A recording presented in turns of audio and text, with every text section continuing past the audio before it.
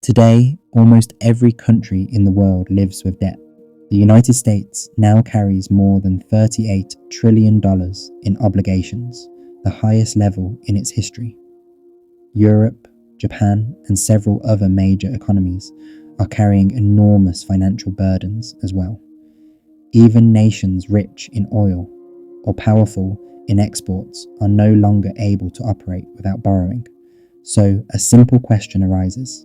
If every country owes money, where does that money actually go? This is where the story of modern financial history begins. Debt is not merely a burden, it is the structure that supports today's world.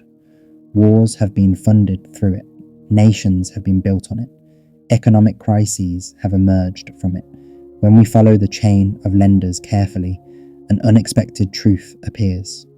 The world does not owe money to a single ruler or country.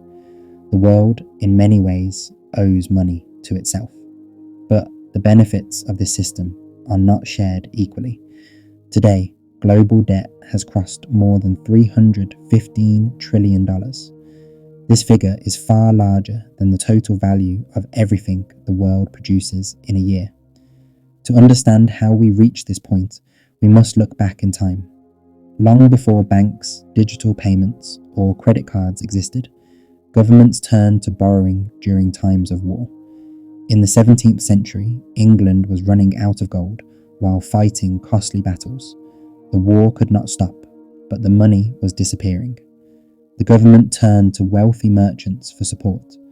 In return, the merchants were promised regular interest payments, secured by future taxes.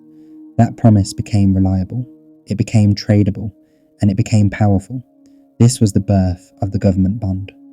Other nations quickly followed this model. The United States used it to finance its independence and fuel its expansion. Debt became a sign of trust rather than weakness. Over time, the battlefield changed. Empires no longer needed to conquer land for gold. Interest itself became the source of power. Today, most of the United States debt is owned by Americans themselves. Banks, pension funds, insurance companies, and the central bank all hold large portions of it. Foreign countries own only a smaller share.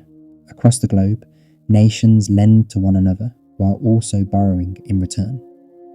Every promise rests on another promise. The system survives on one fragile foundation: confidence. Central banks create new money by expanding debt.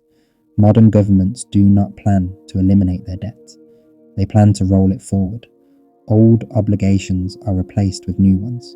If confidence ever breaks, the entire system can freeze in an instant. We often say that we owe the debt to ourselves, but in reality, the benefits flow upward.